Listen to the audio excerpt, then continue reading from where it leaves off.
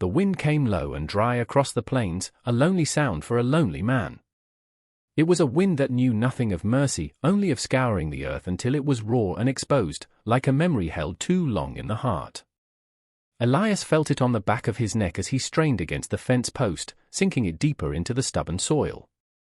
The land was his penance and his sanctuary, a vast, empty canvas on which he painted his days with the same repetitive strokes: mend the fence, check the well, watch the sun bleed out across the horizon. Each task was a prayer mumbled into the dust, a ritual to keep the ghosts at bay. The cabin behind him stood hunched against the sky, its windows like vacant eyes. It had been a home once. Now it was just a place to keep the weather out. He saw her first as a shimmer in the heat haze, a smudge against the endless brown.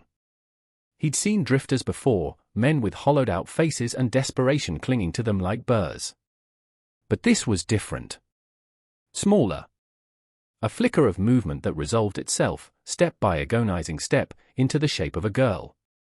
She walked as if each footfall was a decision she might regret, her body a thin line of defiance against the crushing weight of the sky. He stopped his work but didn't turn fully, just watched her from the corner of his eye, his hand resting on the smooth, worn wood of the post mall. He was a map of hard country himself, his face carved with lines the sun and sorrow had made, his silence a fortress built stone by stone. She stopped a dozen yards away, the dust settling around her worn boots. She was young, maybe 16, maybe ageless. Her dress was the color of faded sky, torn at the hem. Her face was a pale oval, smudged with dirt and streaked with the clean tracks of tears long since dried. But it was her eyes that held him.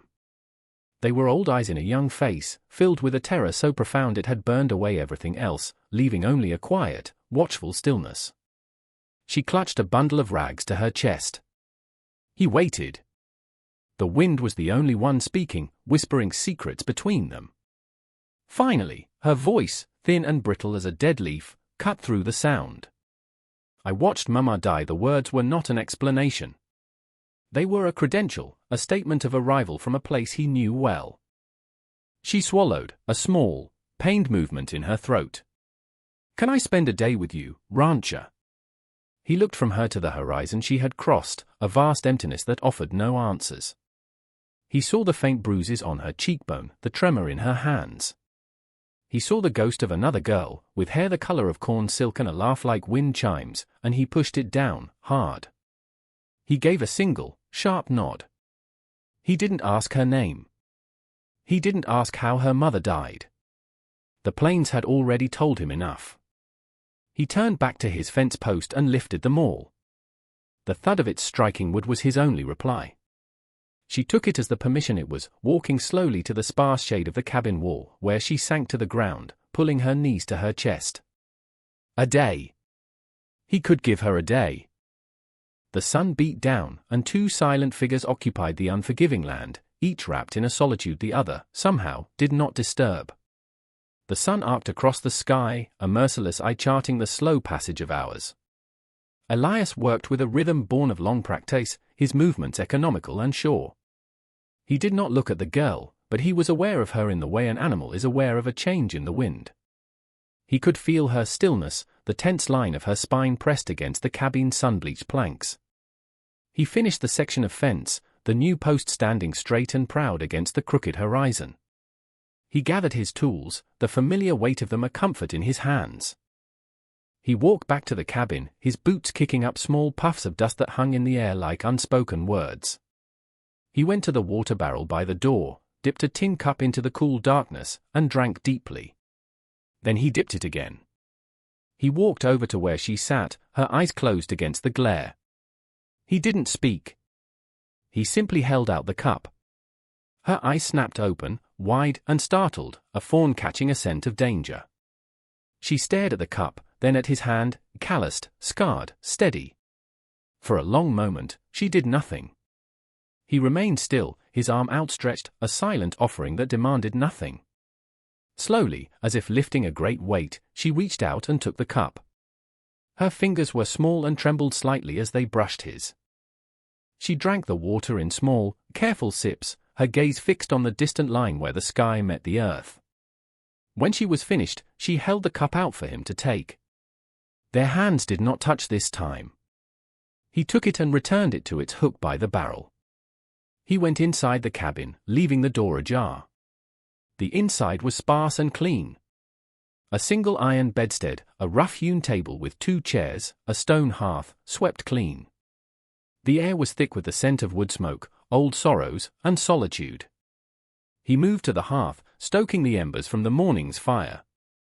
He took down a slab of bacon and a sack of beans. He worked methodically, slicing the bacon, measuring the beans into a pot, adding water from an indoor bucket.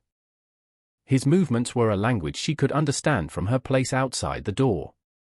It was the language of survival, of continuity. The sun began its descent, painting the clouds in brutal strokes of orange and violet. The smell of frying bacon drifted out into the cooling air. He placed 2 plates on the table, 2 forks, 2 more tin cups. He dished out the food. It was only then that he looked toward the door. She stood there, a silhouette against the dying light, hesitating on the threshold. He didn't beckon. He simply pulled out the chair opposite his own and sat down. It was invitation enough. She crossed the threshold, the first intruder in this lonely space in years. She sat, her back ramrod straight, and stared at the plate. He began to eat, his movement slow and deliberate. After a moment, she picked up her fork and did the same. They ate in absolute silence, the only sounds the scrape of forks on tin and the sighing of the wind outside. He learned more about her in that silence than any words could have told him. He learned she was hungry, but that fear was a stronger appetite. He learned she was observant, her eyes darting around the small room, taking in the single, faded photograph on the mantelpiece, the worn patch on the floor where a rocking chair once Saturday.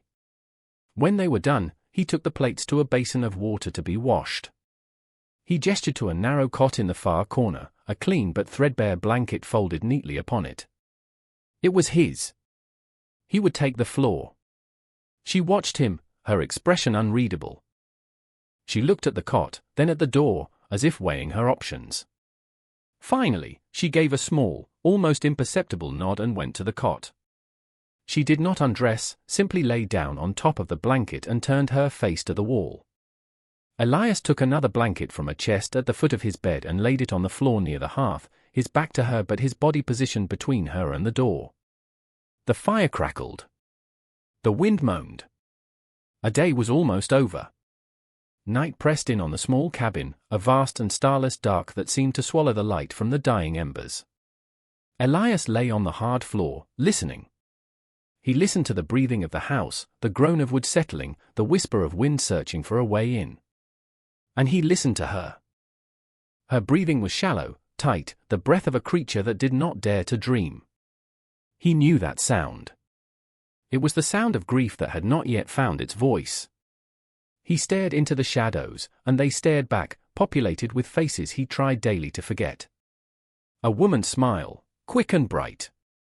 A child's hand, small and trusting in his own. The cabin held these memories in its very bones, a repository of a life that had ended long before his heart had stopped beating. He had thought the silence was his own, a private monument to what he had lost. But now, another silence shared the space, one with its own sharp edges, its own ghosts. It did not dilute his, it resonated with it, a different note in the same somber chord. Sleep would not come. He rose quietly, his bare feet making no sound on the wooden planks. He moved to the hearth and added a small log to the embers, coaxing a faint glow back to life. In the dim, flickering light, he looked over at the girl on the cot. She was curled into a tight ball, her arms wrapped around the bundle she had been clutching when she arrived. Even in sleep, she was defending herself. He saw that the hem of her worn dress was not just torn but shredded, as if she had run through miles of briars. A dark stain marred the fabric near her shoulder, something he hadn't noticed in the daylight. He didn't wonder about the briars or the stain. The story was in the telling, and her whole being was a testament to a brutal narrative. He went to the old wooden chest that held his wife's things. He had not opened it in 5 years. The hinges protested with a soft, mournful creak. Inside, the scent of lavender and cedar, faint but persistent, rose to meet him. He reached in, his hand brushing against soft calico and worn linen, and pulled out a heavy wool blanket, dark blue and intricately stitched along the edges. It was her finest work. He walked over to the cot and, with infinite care, draped the blanket over the girl's small form.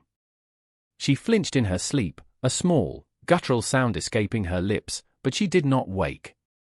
She settled under the weight of it, a fraction of the tension leaving her shoulders. He watched her for a moment longer, a strange and painful ache in his chest. He was a guardian of ruins, his own and now, it seemed, hers too. He returned to his spot on the floor, the cold seeping into his bones, but it was a familiar cold. A day had passed. A new one was beginning. He hadn't asked her to leave. She had not made a move to go. The terms of their silent contract were shifting, renegotiated in the quiet dark by a shared and unspoken need. The sun broke the horizon with a promise of blistering heat, the light spilling across the cabin floor in a pale, dusty gold. Elias was already awake.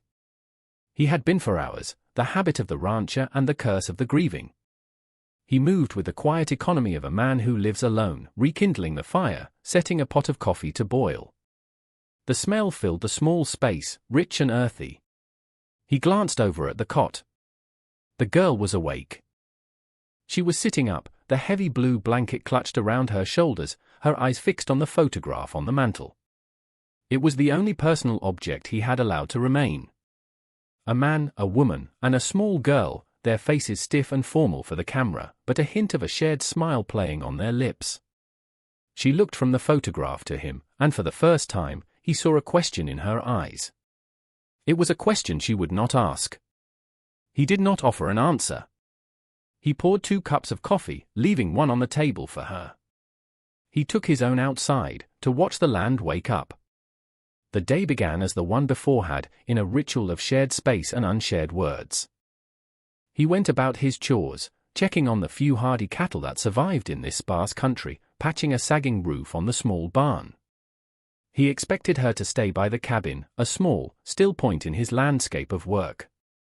But when he was halfway to the barn, he heard a footstep behind him. She was following, keeping a careful distance, the blue blanket folded neatly and left on the cot. She watched him work, her hands clasped behind her back. She watched him renail a loose board, her eyes tracking the movement of the hammer, the sureness of his grip. He didn't acknowledge her presence, but he left the barn door open wider than he needed to. He worked inside for a time, mending a piece of harness leather. The air was cool and smelled of hay and dust. When he came back out into the blinding sun, he saw she had done something. The jumble of loose tools he'd left by the barn wall had been gathered and arranged in a neat line, from largest to smallest. It was a small thing, an insignificant gesture. But in the vast silence between them, it was a sentence. A paragraph. It said, "I am here. I see the order you create. I can be a part of it." He looked at the tools, then at her. She stood a few feet away, her gaze fixed on the ground, as if bracing for a rebuke. He simply nodded, a slow, deliberate motion. He picked up the hammer from its new place in the line and went back to work. Later that afternoon, as the heat shimmered and warped the air, he sat on the cabin step, whittling. It was another of his rituals, shaving away slivers of wood until something new appeared. His hands were never idle. He was carving a small, rough shape of a horse. He felt her presence before he saw her sit down on the far end of the step. She watched the knife in his hand, the way it moved with practiced grace, peeling back the wood to reveal the form within. After a long time, he finished the horse, its legs a little uneven, its head slightly too large. It was crude, but it was whole. He set it down on the step between them. He took another block of wood from his pocket, and his knife, and set them down beside the horse. He got up and walked away, towards the well, leaving the offering there in the space that separated them. He did not look back to see if she would take it. The block of wood and the knife sat on the cabin step for 2 days. They were a silent question, an object lesson in patience. The girl, who he had begun to think of not as the girl but as Elara, though he did not know her name, would look at them, her fingers sometimes twitching at her sides. But she did not touch them. She continued her quiet orbit around his life. She swept the cabin floor each morning. She pulled the few stubborn weeds from the parched earth near the door where his wife had once tried to grow flowers. She filled the wood box when it was low. Each action was a word, and he was learning to read her language. He would find a bucket of water filled when he came in from the fields. He would see a rag he'd left dirty now washed and drying on a rock. He never thanked her. She never sought his praise. Theirs was a communion of deeds, a partnership built on the bedrock of shared toil and unspoken understanding. On the third day, a wind kicked up from the north, carrying the first real chill of the coming autumn. It rattled the window panes and whistled through the cracks in the walls, a mournful, lonely sound. Elias sat at the table, mending a shirt with thick, clumsy stitches. Ilara sat opposite, her hands folded in her lap. The silence in the cabin was different today, heavier. The sound of the wind seemed to be pulling at something inside her. He watched as her gaze fell upon the knife and the block of wood he had brought inside from the step. Slowly, as if in a trance, she reached out and picked them up. Her hands were small and uncertain around the unfamiliar objects. She held the wood, turning it over and over, feeling its weight, its grain. Then she picked up the knife. She held it not like a weapon, but like a tool, her brow furrowed in concentration. She began to carve. Her first movements were clumsy, hesitant. A sliver of wood flew off and landed on the floor. She flinched, looking up at him, her eyes wide with apology. He did not look up from his sewing. He kept his rhythm steady, the needle punching through the thick fabric. In. Out. In. Out. His steadiness seemed to calm her. She returned to her work, her movements becoming more confident. She was not carving a horse. She was carving a bird, its head tilted as if listening, its wings tucked tight against its body. She worked for hours, the pile of wood shavings at her feet growing into a small drift. The world outside the cabin shrank, the howling wind forgotten. There was only the scrape of her knife on wood and the soft pull of his thread through cloth. When she was finished, she held it up. It was rough, imperfect, but it was undeniably a bird. A creature of the sky, grounded and still. She looked at it, her expression a mixture of surprise and something else. Pride. She had made something. From a block of nothing, she had created a shape, a story. She looked across the table at him, holding the bird out in her palm.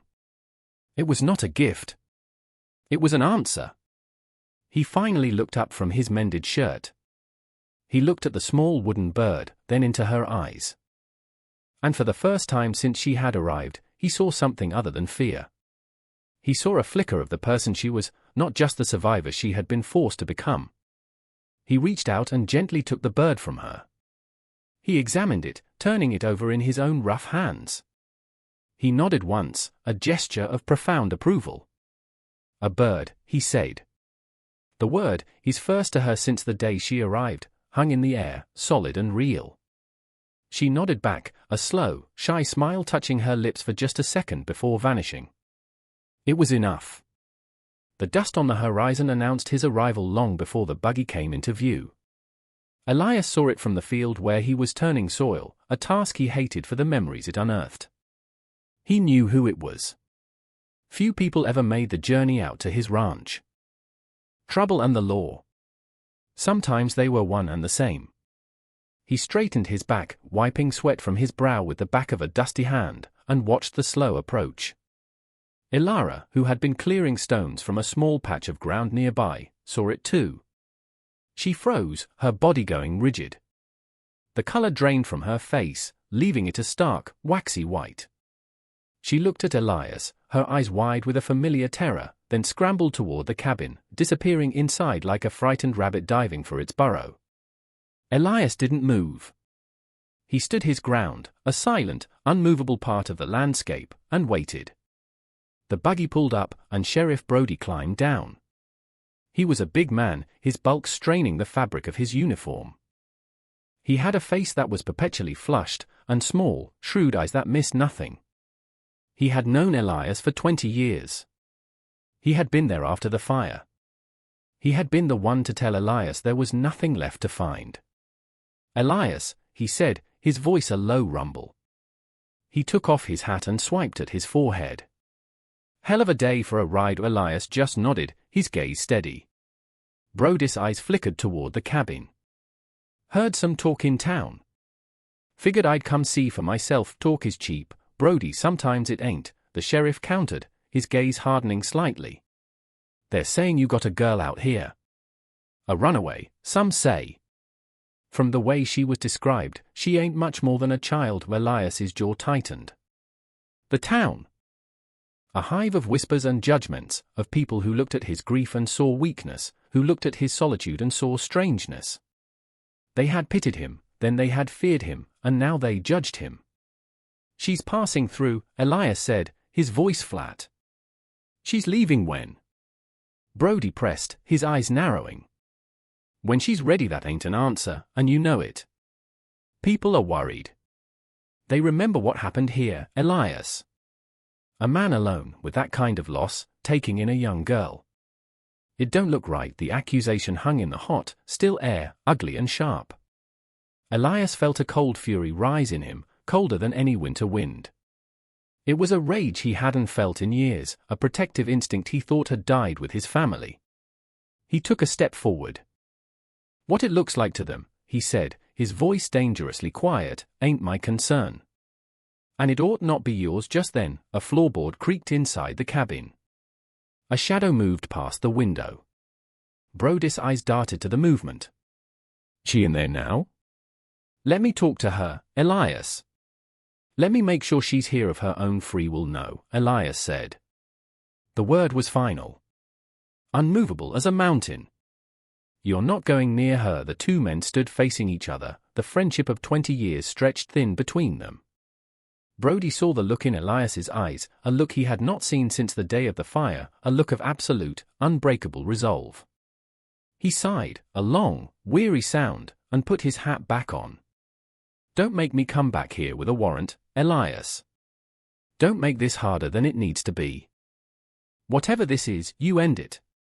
For your own good." He climbed back into his buggy without another word, turning it around in a wide, dusty arc. Elias watched him go, the dust settling slowly back onto the land.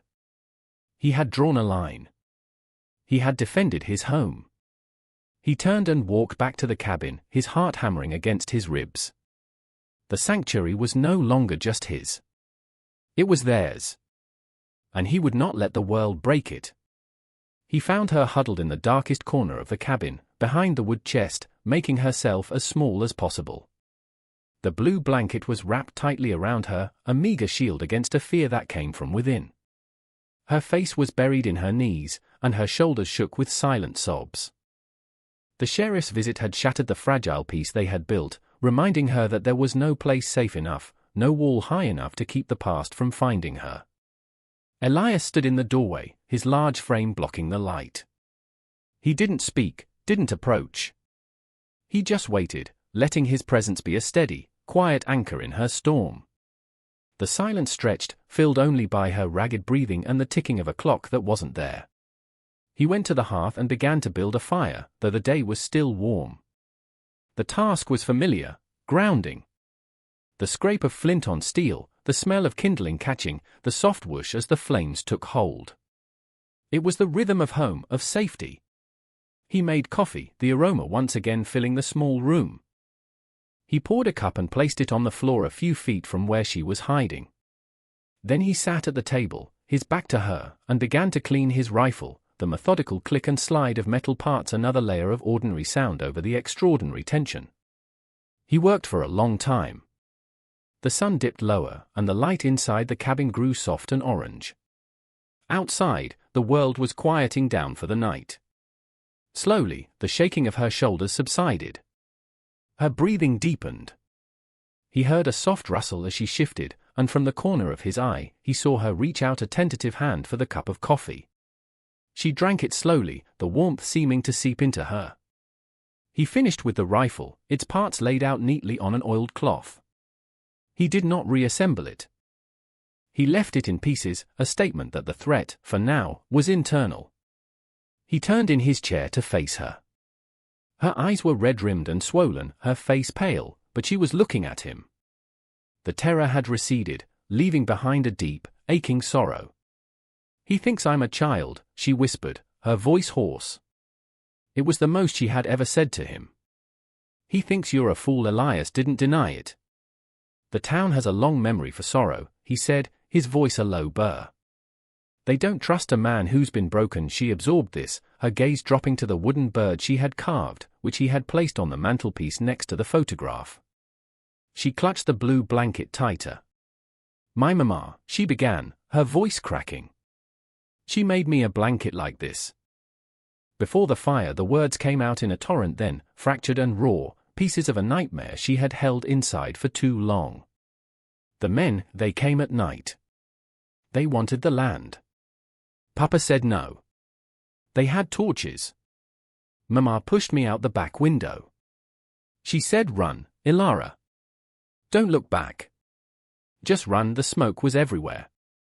I heard her scream, her voice broke entirely, and she choked on a sob, her body racked with the memory. 'I watched Mama die,' she repeated, the words that had been her introduction now revealed as the core of her entire being. Elias listened without moving, his face a mask of stone. But his eyes held a deep, bottomless empathy. He knew the smell of smoke. He knew the finality of screams in the night. He had not run. He had been miles away, in town, buying seed, while his own world turned to ash. He rose from his chair and walked over to her. He knelt, so his eyes were level with hers. He did not say, "I'm sorry." He did not say, "It will be okay." The platitudes were insults to a pain this vast. Instead, he reached out a hand and rested it gently on her head, his fingers tangled in her messy hair. It was not a gesture of pity, but of kinship. A silent acknowledgement of their shared citizenship in the land of loss. "You're safe here, Ilara," he said, his voice rough with an emotion he rarely allowed himself to feel. "You're safe." The storm rolled in from the west, a bruised and angry purple that swallowed the horizon. The air grew heavy and still, charged with a palpable tension, as if the land itself were holding its breath. Elias secured the barn door and checked on the animals, his movements brisk and efficient. He knew the violence of these prairie storms. Ilara watched him from the cabin doorway, her arms wrapped around herself, her eyes fixed on the gathering darkness. The first crack of thunder was a whip strike across the sky, and she flinched as if she'd been hit. Elias saw the terror leap back into her eyes, raw and immediate. He moved her inside, shutting the heavy door against the sudden, roaring wind. The cabin was plunged into a premature twilight. He lit a lantern, its golden glow pushing back the shadows but also making them dance and leap in menacing ways. Rain began to hammer against the roof, a frantic, percussive drumming. Another crash of thunder, closer this time, shook the very foundations of the cabin. Ilara cried out, a small, strangled sound, and stumbled backward, her hands flying up to cover her ears. Her breath came in ragged gasps. The storm was not just a storm, it was the sound of torches crackling, of men shouting, of a world ending. Her carefully constructed composure shattered into 1,000 pieces. "They're coming," she gasped, her eyes wild and unfocused, staring at the door. "I can hear them. They found me." She was no longer in his cabin. She was back in the smoke and the fire, a terrified child reliving the worst night of her life. Elias moved quickly. He took her by the shoulders, his grip firm but not rough. "Ilara. Look at me." His voice was low and commanding, cutting through the noise of the storm and her panic. "It's thunder. Only thunder. No one is coming." She struggled against him, her mind lost in the flashback. "No, they're here. They'll burn it down. He gave her a gentle shake. "Listen to my voice," he commanded. "Just my voice. You are here. With me. In the cabin. You are safe." He kept repeating it, a steady mantra against the fury of the storm. He guided her to the table and sat her down, keeping his hands on her shoulders, anchoring her to the present. The thunder cracked again, directly overhead, and the lantern flickered. She whimpered, burying her face in her hands. He did not leave her side. He simply stood there, a large, solid presence, a bulwark against the storm both outside and within. He was a man who had weathered his own cataclysmic storm and had learned to stand in the wreckage. He knew there were no words to fix this. There was only presence. Only bearing witness. The storm raged for what felt like an eternity. He stood watch over her, his shadow falling across her bent form. He was no longer just a rancher, a grieving man. He was a guardian. He was the wall she had been running towards all this time. Slowly, as the thunder moved off into the distance and the rain softened to a steady drumming, her gasps subsided. The rigid terror seeped out of her, leaving her limp and exhausted. She finally lifted her head, her face pale and tear-streaked in the lantern light. She looked at him, her eyes clear for the first time. She saw not a stranger, not a rancher, but the man who had stood with her in the heart of her terror and had not flinched. She reached out a trembling hand and placed it on his forearm, which still rested on her shoulder. "You stayed," she whispered. It was a statement of awe. "I'm not going anywhere," he said. The promise settled in the quiet room, as solid and real as the floor beneath their feet. The morning after the storm, the world was washed clean. The air was crisp and cool, carrying the scent of wet earth and sage. The sky was a brilliant, cloudless blue. A fragile peace had settled over the land, mirroring the quiet that now filled the cabin. The violence had passed. Elias rose early, as always, but his movements were different. Less haunted. He looked over at Elara, still asleep on the cot, the blue blanket tucked under her chin. A measure of peace had found her, too. Her face, in sleep, had lost some of its harsh, defensive lines. He went outside, breathing in the clean air. The storm had done some damage. A section of the corral fence was down, the post snapped by the wind. It was work that needed doing. He gathered his tools and began the slow process of repair. He did not have to wait long. Elara emerged from the cabin, blinking in the bright sunlight. She watched him for a moment, then, without a word, she began to help. She gathered the splintered pieces of wood, stacking them neatly to be used as firewood. She held the new post steady while he drove them into the soft, damp ground. They worked in a comfortable, practiced silence, their movements falling into an easy rhythm. A shared task. A shared purpose. He would gesture with his chin, and she would know to bring the hammer. She would point to a loose nail, and he would nod and fix it. They were building something together. More than a fence. Mid-morning, they saw the riders. Two of them, coming not from the direction of the town, but from the east, the direction she had fled. Elias saw them first, his body stiffening. Elara followed his gaze, and a jolt went through her, a visceral memory of fear. But this time, she did not run. She stood her ground, moving a step closer to Elias. The men rode up, reining in their horses just outside the half-mended corral. They were rough-looking men, with cruel mouths and eyes that appraised everything, the cabin, the cattle, Elara, with a cold, possessive light. One of them, a man with a jagged scar on his cheek, smirked. "Well, well. Look what we found." Little bird finally landed. Elara shrank back, but Elias moved to stand slightly in front of her. He said nothing, his hand resting lightly on the handle of the heavy hammer he held. "We've come for what's ours," the second man said, spitting a stream of tobacco juice near Elias's feet. "The girl belongs to us. Her pap owed us a debt. The debt is paid," Elias said, his voice flat and cold as river stone. The scarred man laughed, a harsh, ugly sound. "Not by half. We'll take the girl. And maybe we'll take this sorry patch of dirt, too. Teach you to mind your own affairs, old man." He made a move to dismount. Elias didn't raise his voice. He didn't issue a threat. He simply took one step forward and lifted the hammer, holding it loosely at his side. The movement was quiet, understated, but it was filled with a lethal promise. His eyes, fixed on the scarred man, were not the eyes of a farmer. They were the eyes of a man who had lost everything and had nothing left to fear. "This is my affair," he said. "This is my land. And she is my own, the words hung in the clean morning air. My own. It was a claim. A declaration. The men looked at him, at the hammer, at the absolute certainty in his stance. They looked at the girl, who was no longer cowering but standing tall behind him, her gaze filled with a fire they didn't recognize. They were bullies, used to preying on the weak and the frightened. They did not know what to do with a man who was neither. The scarred man hesitated, his hand on his saddle horn. He saw no profit here, only pain.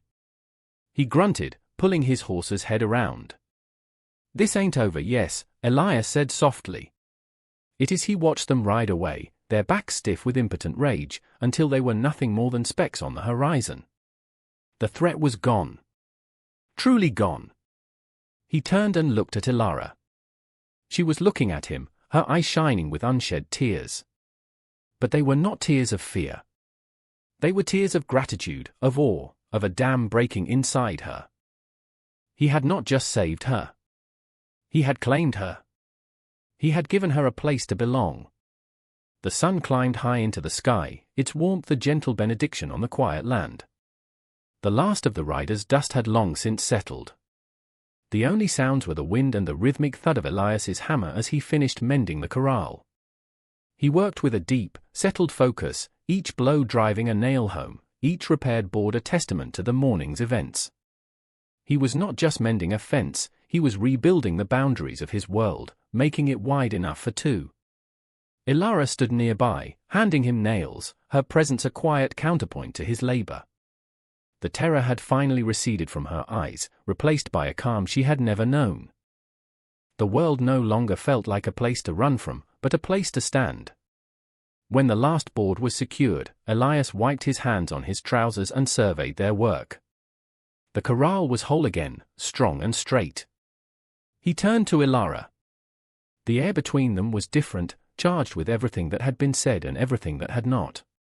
The silence was no longer about shared grief, but about a shared future. He saw the question in her eyes, the one that had been there since the sheriff's visit, the one that the riders had made urgent. What now? Where do I go? He had given her a day, and the days had stretched on, held together by fragile, unspoken agreements. Now, it was time for a foundation. He walked back toward the cabin, and she fell into step beside him. He went to the mantelpiece. He picked up the small, rough bird she had carved and held it in his palm. He looked at it, then at the faded photograph of the family he had lost. For years, that photograph had been a shrine, a testament to an ending. Now, it felt like something else. A history. A prologue. He turned to her, his face serious, the harsh lines softened by a light she had never seen there before. He held out the wooden bird. "The wings," he said, his voice low and rough. "You carved them tucked in." As if it was waiting, she looked at the bird, then up at him, understanding his meaning. She had been waiting. For the storm to pass. For a safe place to land.